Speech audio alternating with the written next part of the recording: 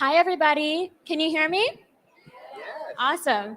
Well, hello. It's a pleasure to be here. My name is Yassine Bai, and I'm an associate on the data and measurement team at FB 2030. So today I am excited to be here on a panel with our two panelists. But first, I do want to take a second to mention that FB 2030 is based on the principle that all people, no matter how they identify, should have access to a full suite of reproductive health care. And so oftentimes the LGBTI community is overlooked, and it's assumed that since they are a small group that they don't need to be included. But they are a key population and are at heightened risk for risk of pregnancy, HIV acquisition, and also gender-based violence. So now I have the pleasure to introduce this panel on meeting the needs of LGBTI groups. Our first speaker is Mitchell Warren, the executive director at AVAC, and we also have Medha Sharma, the president of Visible Impact. And in a second, we will have video remarks from Susana Chavez, which is the executive director of PromSex Peru. So first, I'd like to turn it off to Mitchell. Hi there. Thanks so much for having me. And I am so glad that this is even on the agenda of this meeting. I run an organization, as you heard, called AVAC, which works primarily in HIV. And so often, I think we live in silos. Whether we go to HIV conferences or family planning conferences, whether we go to human rights meetings or technology meetings. And I think what's so important is that this session is happening here at the International Conference on Family Planning. Because at the end of the day, it's not about the technologies or about the conferences you go to or about whether you are at risk of HIV or an STI or an unintended pregnancy. It's about who you are, who you want to be with, who you want to have sex with, how you want to have that sex. And when we understand that, and you hear, I think perhaps already just in day 1.5 of the conference, the idea of people-centered is probably one of the most dominant themes here. And if we're really true to that, it means not just centering people in our silo, if we work in HIV or family planning, but it's about centering people irrespective of who they are and who they love. And I think that's really where we need to meet people, where they are, not where our programs are or where our conferences are. It's about meeting people with what they need and want, and when they want it, where they want it, and from whom they want it in terms of information and the activities. And that's been AVAC's desire, to really think about not just the development of new technologies, whether for HIV or for contraception, but about delivering those so that people can make choices that work for them.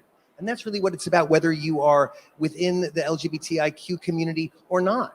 And we have to think about that if we're really going to be true to the idea of centering people. Thank you so much, Mitchell. And I do want to hear a little bit more about those technologies in our discussion. But now let's have a chance to meet our next speaker over video. Let's meet Susana.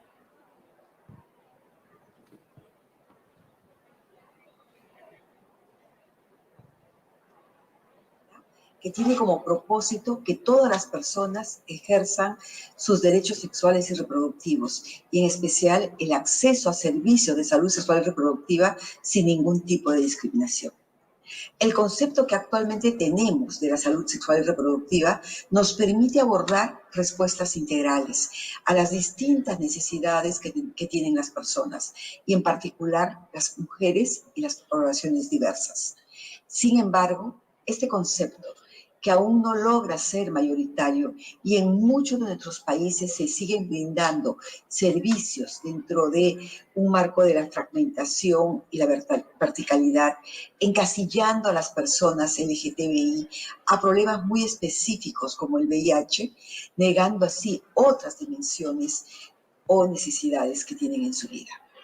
Y es que las personas LGTBI, como todas las personas, tienen aspiraciones sexuales y reproductivas que tienen que ser atendidas. Seguramente, si así hubiésemos enfocado la atención del VIH, hoy tendríamos mejores resultados y personas que probablemente pudieron ser mucho más felices. Desde nuestra fundación, como PromSex, decidimos no solo integrar la diversidad de la identidad y orientación sexual, sino también de los ciclos de vida de las personas. Y es así como nuestros proyectos tales como Adelante con la Diversidad o Nosotrans y otros que hemos ido desarrollando a lo largo de ese tiempo, nos han permitido ampliar en investigaciones que han ido mostrando esta realidad, pues las personas LGTBI también necesitan de consejos para tomar sus propias decisiones, necesitan de orientación e insumos anticonceptivos. Pueden tener un embarazo no deseado o a lo mejor quieren tener hijos. Hay quienes que probablemente estén buscando más expresiones de género específicas y necesiten un apoyo y orientación para hacer que esos cambios se hagan de manera segura, necesitando así asistencia para usar las hormonas. Las personas LGTBI necesitan, como todas las personas, servicios que fortalezcan su autonomía, proveedores de salud que respeten sus decisiones y lugares de atención que estén libres de violencia, estigma y discriminación. Muchas gracias. Thank you so much, Susanna. Unfortunately, she wasn't able to come to the conference, so we won't have her participate in our discussion, but it's great to have representation from the LAC region. So finally, I do want to introduce Medha. So please. Hi, everyone, and namaste. I'm Medha Sharma. I'm the president of a young women-led organization in Nepal called Visible Impact, and we are a very strong alliance for the LGBTI movement. We've been advocating for legalization of same-sex marriage in Nepal and also training youth, young sexual and gender minorities to be advocates at the local level. Thank you. Thank you so much. So I do want to pose some questions to you both. Our first question is, why do LGBTI groups need tailored sexual and reproductive health resources? So Mitchell, over to you. Great. Well, thank you. And, it's a great question. And it really comes back to this idea of everybody needing programs and services tailored to their needs. And I think particularly, and again, I work very much in the HIV community where we talk about key populations. And that's a euphemism, really. I think of key populations as anyone who is underserved and overburdened with, whether it's about stigma, whether that's about a health issue. And so when we think about tailoring services, it's really about trying to make sure that they are properly and appropriately served and that they're no longer overburdened. And I think particularly, and you saw it in Susanna's video comment just now, this issue of stigma and discrimination. This is not just about HIV. This is about lifestyle, and this is about people making choices. And when we stigmatize and discriminate and even criminalize, we automatically are debilitating our ability to deliver public health. And so for me, delivering those tailored services is, again, meeting people where they are and making sure it's in a way that meets them and getting them what they need when they need it. And recognizing that they're not just a population category. And I think sometimes we use these terms that actually reinforce some of that stigma. And it's really about basically everybody needing a program and a service tailored for them. I agree. And I think meeting the needs of these communities ends up meeting the needs of all populations. So that's a great point. So Medha, would you like to add on? Yeah. I have been advocating for this issue for almost a decade. And the reason I advocate is it's for my friend, right? It's my friend Samyak, who wants to get married to his gay partner, but Nepal's law does not allow him to do so. It's for my friend Ria, who is lesbian, but she wants to start family of her own through assisted reproduction, but we do not have that environment and technologies. It's for my friend Anna, who was going through hormonal therapy after sex change, but she had to discontinue because hormones were in short supply during COVID-19, and then she had the risk of the surgery going wrong because hormones were not available during the pandemic. The thing is, the LGBTI plus population is overlooked in the conversation about family planning, while they are the group with one of the highest unmet need. And if you're talking about young sexual and gender minorities, they are often found to have inadequate knowledge, inadequate access. Most of them cannot go to receive the services because there's so many hurdles and burden. But those who even cross those barriers and reach the service point, most of the time they have been reported to be like denied for the service because the providers believe that contraception is not required for LGBTI plus population. So in Nepal, we have started hormonal clinics targeting LGBTI plus population because we believe that contraception is not only about preventing pregnancies but also about allowing individuals to make their choices. Thank you so much. And I appreciate you sharing how this is not just for you, but it is for your friends. And I think a lot of us definitely resonate with that. So just my second question, and might be my final, is how can we ensure that the needs are represented, or their needs are represented in national commitments?